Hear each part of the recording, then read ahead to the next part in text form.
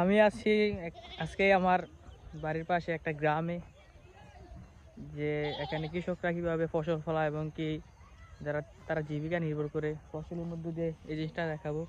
এটা হচ্ছে আমার বন্ধু, এদিকে বাড়ি। আর এই যে জায়গাগুলো দেখতেছেন এগুলা খালি পড়ে আছে, কিছুদিন পরে আবার এগুলা তো ফসল ফলাবে কৃষকরা।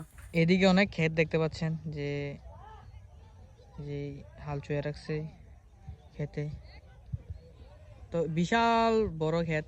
ওইদিকে ওইদিকে আছে বিশাল, শুধু যে বাড়ির পাশে যে ক্ষেতগুলো আছে মানে ওই ক্ষেতগুলোতেই শুধু দেখা গেছে যে ফসল ফলায় এসব। ক্ষেতের মাঝখানে একটা মাঠ, খেলার মাঠ, অনেকটা সুন্দর লেগেছে মাঠটা আমার কাছে, তার জন্য একটু ভিডিওর মাঝখানে মাঠটা আপনাদেরকে দেখাই। ক্ষেতের মাঝখানে সবুজ, কি সুন্দর গাছপালার সাইডে এই মাছটা সবাই খেলতেছে, যুবকরা আমাদের সমান যারা আছে।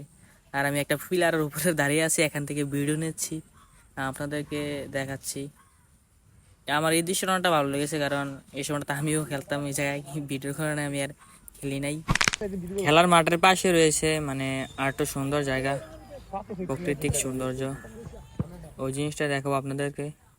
এরা হচ্ছে আমার বন্ধু, মাঝে মাঝে আমার সাথে দুষ্টামি করে ভিডিও করার সময়।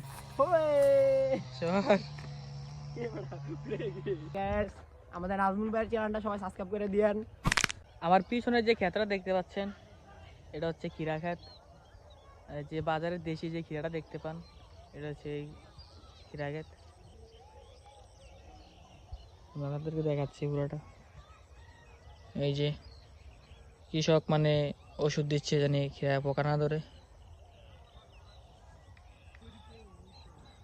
আর ওইদিকে অনেক কৃষক ভাই আছে, কাজ করতেছে খেতে, ফসল ফলাইতেছে।